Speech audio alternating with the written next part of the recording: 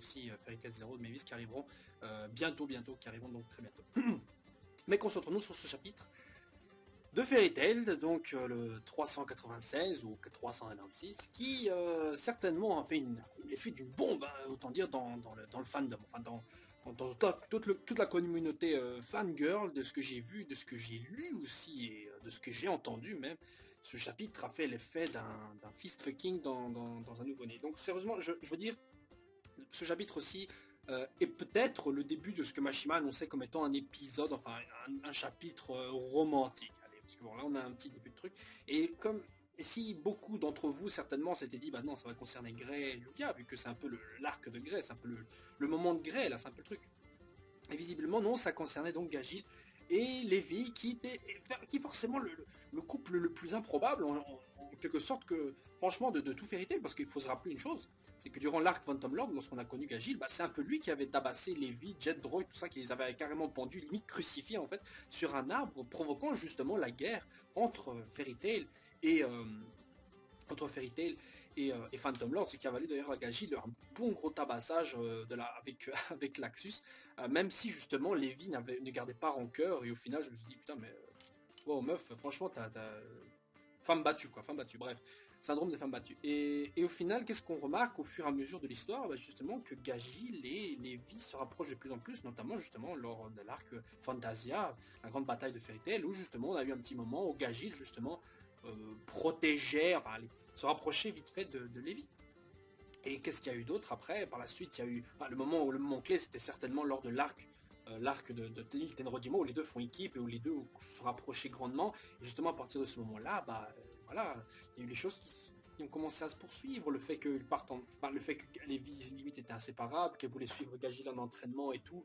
Enfin voilà, je veux dire plein de petits éléments comme ça, qui me font dire que c'était quelque chose qui était effectivement qui s'est préparé avec le temps, mais au final qui était quand même un peu bizarre si on se rappelle un peu comment les choses ont commencé. Et vous savez quoi, ça me rappelle beaucoup en vérité Bulma et Vegeta dans Dragon Ball, ça me rappelle beaucoup ce couple-là. Vous savez, déjà les meufs ont les cheveux bleus et les autres les cheveux noirs.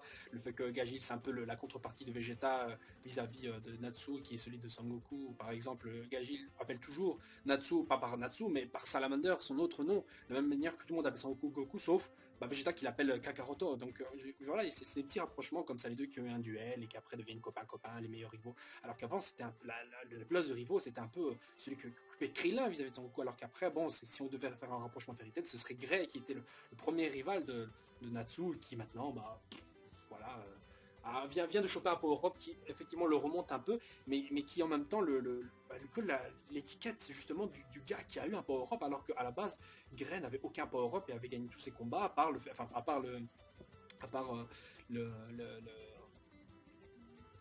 power-up que leur a donné Ultia, c'est le second origin, mais à part ça, voilà, Grey a toujours fait ses combats sans vraiment invoquer un power-up, enfin, je veux dire, invoquer un truc secret, je veux dire, il a toujours fait ses combats à la règle. Bon, voilà, je voulais juste faire un petit point là-dessus, parce qu'on pourrait en discuter très longtemps, et j'y reviendrai bientôt sur une vidéo très importante concernant l'ensemble des persos de Fairy Tail, que je prépare un petit moment, en fait, que j'essaie de faire un truc correct.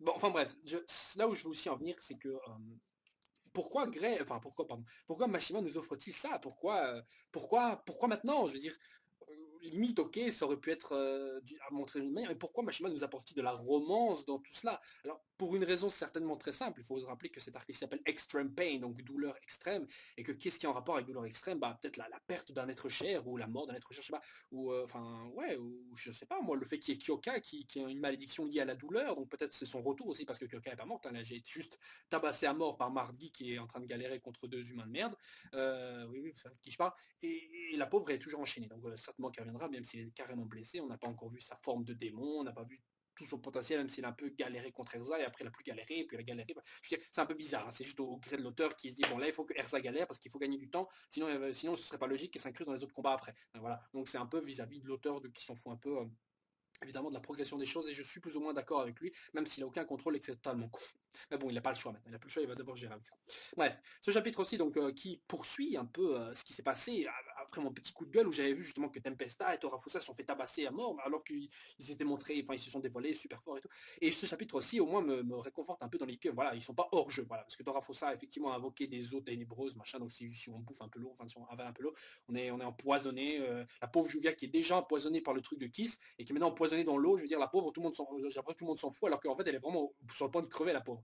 Enfin bref, et en même temps je me dis, ah il y a de l'eau, mais Juvia vient de combattre, c'est dommage, ça aurait pu faire un très très beau combat, Juvia qui est dans son élément, qui combat justement un autre enfoiré, qui est dans son élément également. Et là, on aurait eu un petit combat intéressant. C'est pour ça que Kiss aurait peut-être limite pu combattre Gaji, enfin, ouais, Gaji, et après laisser un beau combat à Juvia qui aurait fait un super combat aquatique, ça aurait été cool, ça aurait été génial. Mais bon, voilà, Juvia, c'était un peu le perso amoureux de Grey, il fallait lui apporter un petit truc, voilà, avec les sentiments, blablabla, et la mettre en jeu, donc voilà, ils ont foutu contre Kiss, mais bon, c'est pas très grave. Voilà. Donc les deux, Torafusa, qui était donc l'ennemi, enfin l'adversaire affilié à Gaji depuis un petit moment, ça on le sait, et qui donc galère sous l'eau parce que déjà, visiblement, pas prendre sa respiration, évidemment, ça c'est chiant, donc il ne veut pas déchaîner toute sa force, toute sa puissance, et donc il s'est fait enchaîner par Torafusa. Et évidemment, Natsu ne peut pas créer donc de feu sous l'eau, ce qui est une très bonne chose. On se demande même pourquoi Torafusa l'a pas fait plus tôt. Enfin, je sais pas, ou peut-être parce que ça devait handicaper ses alliés, mais visiblement non, vu que Tempesta lui est assis par terre, donc à attendre la fin du combat. Donc il n'est pas en jeu non plus. Enfin, j'ai bien compris, il était en train d'attendre que justement Torafusa finisse le combat, si j'ai bien compris, sinon corrigez-moi sur ce que j'ai dit. Donc voilà, il les enchaîne, tout le monde est hors jeu, sauf Gagil, et Gagil donc, qui perd un peu connaissance et qui voilà, est sur le point de s'évanouir, il a plus d'air, il veut respirer, et là qu'est-ce qui arrive? Il y a Levi qui arrive pour l'embrasser, pour lui redonner de l'air de cette manière-là. Bon alors je me suis dit, Levi, voilà, elle n'est pas très loin, elle a entendu la voix de Gagil, Levi peut faire apparaître des trucs genre de l'acier sur le sol comme elle l'a fait sur Tenwajima, pourquoi pas, je sais pas, faire apparaître une bulle d'air ou un truc dans le genre. Bon évidemment, d'un point de vue magique, ça aurait été même plus logique qu'elle fasse un truc dans le genre, mais bon, il fallait évidemment que ce soit un peu plus romantique et qu'il y ait un petit bisou. Alors pour en revenir à l'idée de pourquoi ce genre de truc, parce que peut-être que, comme je l'ai dit, Levi va peut-être mourir, ou peut-être qu'il va se passer un truc très douloureux, peut-être que tout le monde, la malédiction de Kyoka, c'est un truc incroyable qui balance, qui entre dans l'esprit des gens, leur font vivre leur cauchemar, ou un truc dans le genre, un peu à la night, un peu à la Midnight dans, dans l'animé, vous voyez, quand il faisait des illusions et tout, des trucs comme ça. Donc c'est peut-être le même genre de conneries, enfin ça serait incroyable, enfin un adversaire qui donc utilise le cauchemar, disons, imagine Natsu qui retrouve Inil, qui explose devant lui, ou je sais pas, Erza qui revoit tous ses anciens copains, ou qui limite voit une illusion dans Gelal qui se tape Kagura, voilà, un cauchemar dans le genre. Non, enfin il y a plein de choses qui peuvent se produire. Et d'ailleurs c'est assez intéressant de voir que c'est le premier couple officiellement établi, parce que bon, évidemment, vous savez ce que c'est un manga, bien deux personnes qui s'embrassent, ça veut absolument rien dire si les deux ne s'avouent pas vraiment leur amour par la suite. Parce que même on est dans un shonen, et dans un shonen on voit rarement justement des persos avouer leur truc à un autre perso qui répond ok. Et en général quand ça se produit c'est que l'un des deux est pas intéressé. Et quand les deux sont intéressés en général c'est soit le héros et l'héroïne, mais vraiment à toute la fin du manga. Parce qu'avant c'est limite impossible. C'est limite impossible. Ça arrive rarement. Rarement comme ça des déclarations d'amour qui vont super bien après.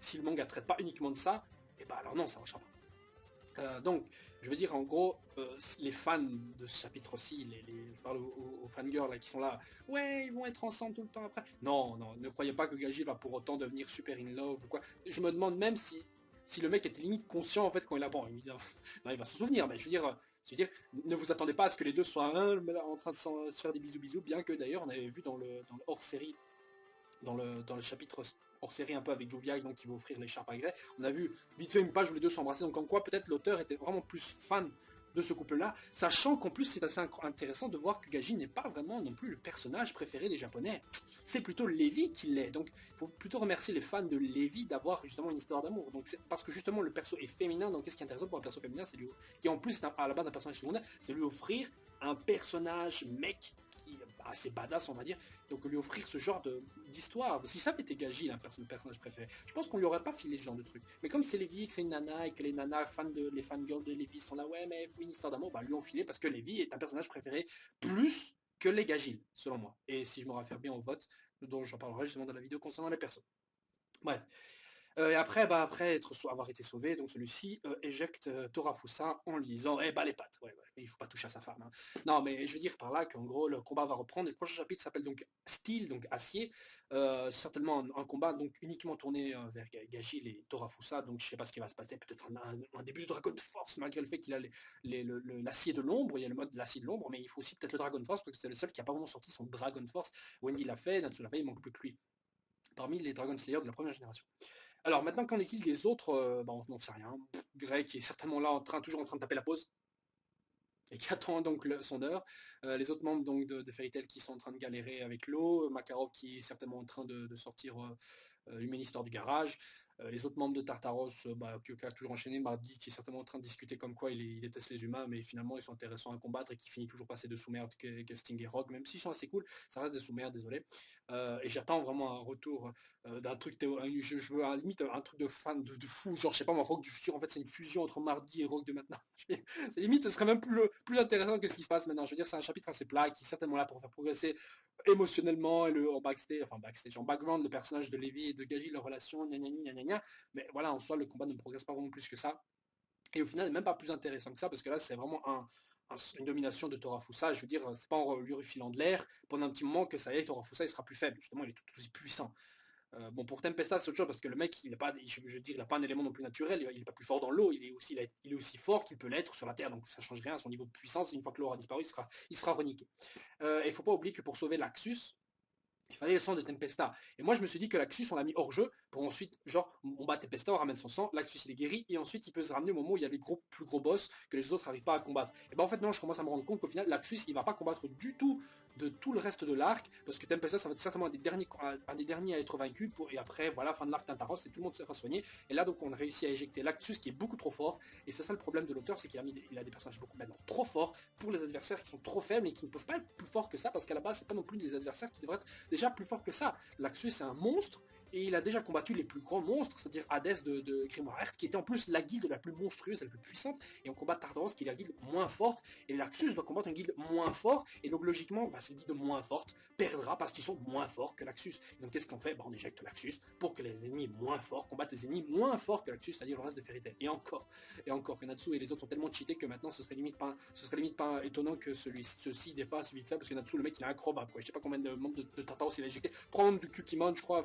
Ouais, 3 membres du Kukimon, vite fait, il a combattu comme ça. Par contre, contre Silver, ça, il s'est fait éjecter. Grey, il bat Silver en dessous de Margui. Margui galère contre Sting et Rogue moins fort que Natsu, les deux réunis. Je veux dire, il n'y a aucune logique là-dedans dans les rapports de puissance. Et je veux dire, par là, on pourrait franchement se faire un super jeu où on se bourre tous la gueule et on essaie de discuter sur les rapports de force de Fairy Tail, tellement il n'y a aucun sens. Le fait d'être bourré ne changera absolument rien. Voilà. Donc sur ce, les gens, on se retrouve la semaine prochaine sur le prochain chapitre de Fairy Tail qui, cette fois-ci, pourra nous offrir un combat plus intéressant et plus consistant que ce chapitre, renfermant beaucoup d'amour, de love et de cœur rose. Voilà, et je vous conseille d'aller voir les réactions sur Tumblr qui sont certainement hilarantes à certaines. Tellement certaines personnes vraiment sont là. Voilà, sur ça, ciao ciao.